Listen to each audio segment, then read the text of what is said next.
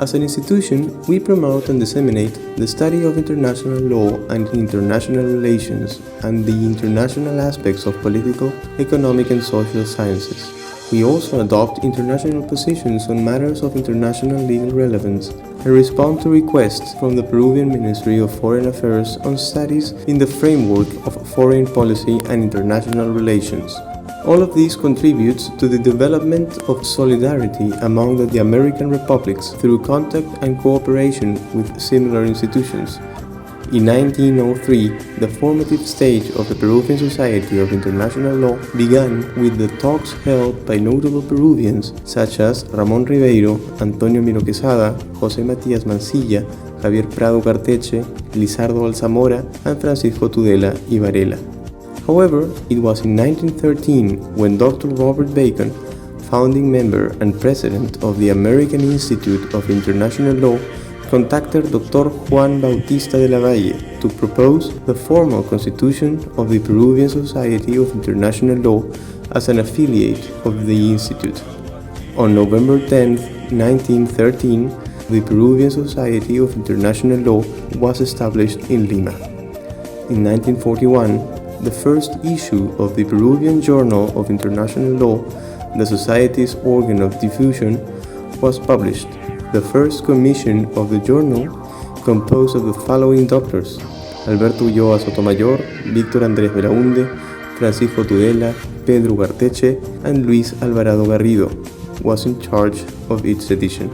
Currently, 172 editions have been published uninterruptedly.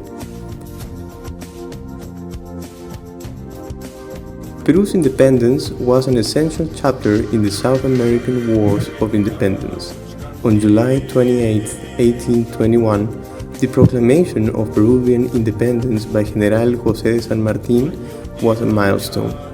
However, the emancipation of South America from the Kingdom of Spain was consolidated on December 9, 1824, with the signature of the Capitulation of Ayacucho. Peru was one of the countries that participated in the Amtionic Congress in 1826 in Panama City. This was a critical diplomatic assembly convened by Simón Bolívar to seek the union or confederation of the new American states. It highlighted the spirit of cooperation that our country has always shown.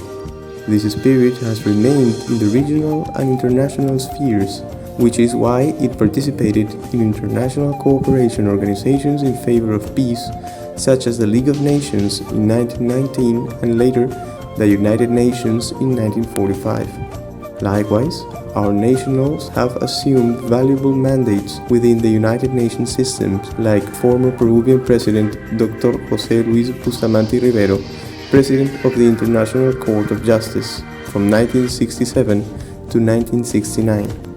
However, he was not the only one, as in 1982, the Peruvian diplomat Javier Pérez de Cuellar was elected as the 5th Secretary General of the United Nations. Also, the jurist and diplomat Víctor Andrés Belaunde, former President of the United Nations General Assembly between 1959 and 1960, stood out. Over the years, we have consolidated our development with a multilateral approach, integrating different international organizations and forums, advocating democracy, integration, exclusivity, and solidarity through our foreign policy, participating in various international organizations and forums such as the Organization of American States, the Pacific Alliance, the Andean Community of Nations, the Community of Latin American and Caribbean States, the International Monetary Fund, the World Bank, the Asia-Pacific Economic Cooperation Forum, APEC, among others, seeking also to belong to the main organizations that form part of the Pan-American system and to work to strengthen American international law, retaining our respect for the principles of international law, working on implementing the 2030 Agenda and Sustainable Development Goals, in addition to defending our natural resources through international cooperation such as the South Pacific Permanent Commission and the Preparatory Commission for the World Conference on the Elimination of Plastics from the Seas. Many of these efforts are also channeled through academic societies focused on international law, which are the significant vectors of knowledge generated from teaching and reaching the main topics that nurture the evolution and development of international law. Finally, for the first time in Iberoamerica, we welcome with great expectation the distinguished participants of the Third World Meeting of International Law Societies. This turns our capital, Lima, into an academic meeting place where the most renowned internationalists in the world congregate.